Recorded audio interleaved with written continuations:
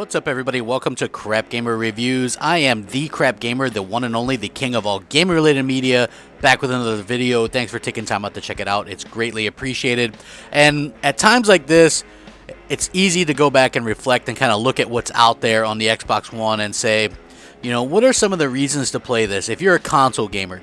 And I'm going to do the 10 games that I feel like are worth owning an Xbox One for. And just so that we get all the fanboy nonsense out of the way at the start, if you can't play it on another console, then I'm just going to call it an exclusive. You know, you guys can argue about it in the comments all you want, but you can't play these games on PlayStation. You can't play them on Nintendo consoles. So here we go. Number 10 would be Forza Horizon 2. Absolutely the best racing game I've ever played. Yes, Forza Motorsport 6 is great as well, but I'm really a fan of the Horizon series, and I think Forza Horizon 2 is hands down the best racing game I've ever played. It's open world madness. It looks great. It plays great.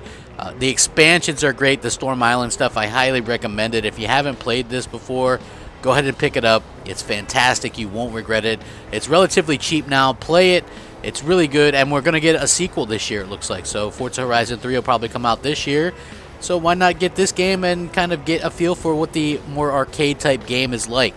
Number 9 would be Halo 5. Halo 5 maybe was a bit of a letdown as far as the campaign goes. I pretty much liked it, but I wish there would have been more Master Chief, and I thought they built up the whole Chief first lock scenario that turned out to be kind of BS at the end of the day.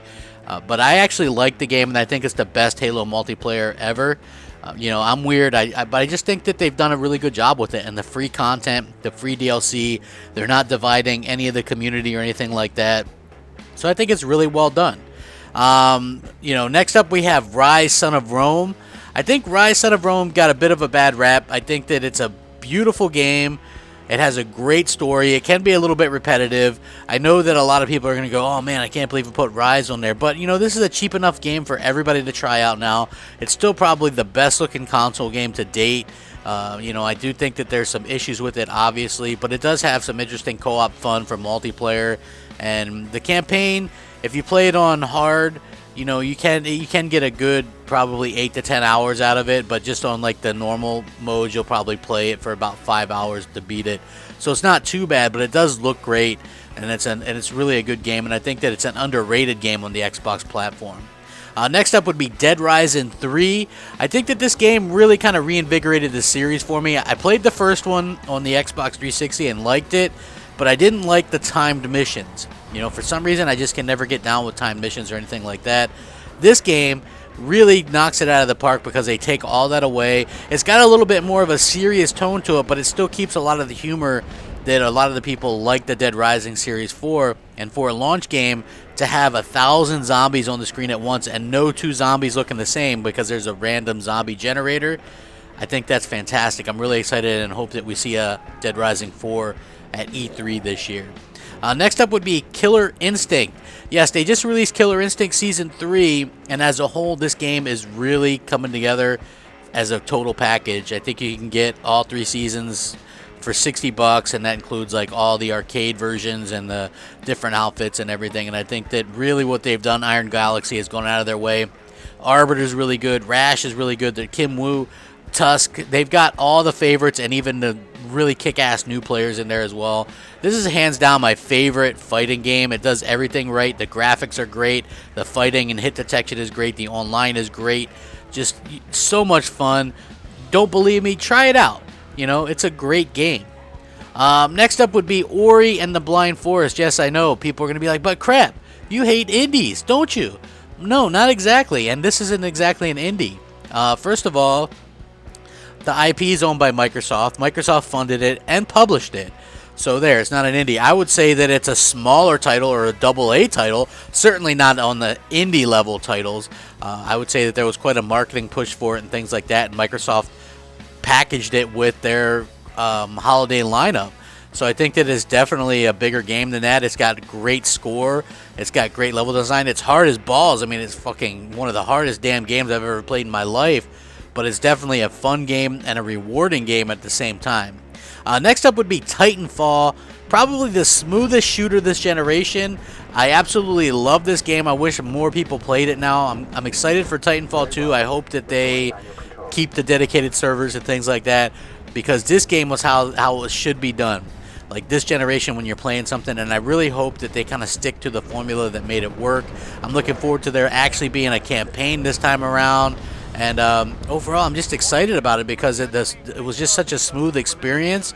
And even though Call of Duty tries to copy what this game is doing now, I just don't think that they do a good job at it. So, alright, next up would be Sunset Overdrive.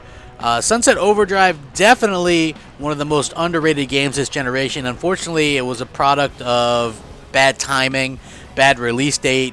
I think that Microsoft picked the piss poor time to release the game. Thankfully, in April, you guys are going to get to experience it if you're an Xbox Live Gold subscriber, because it's going to be one of the free games, I believe, starting April 16th.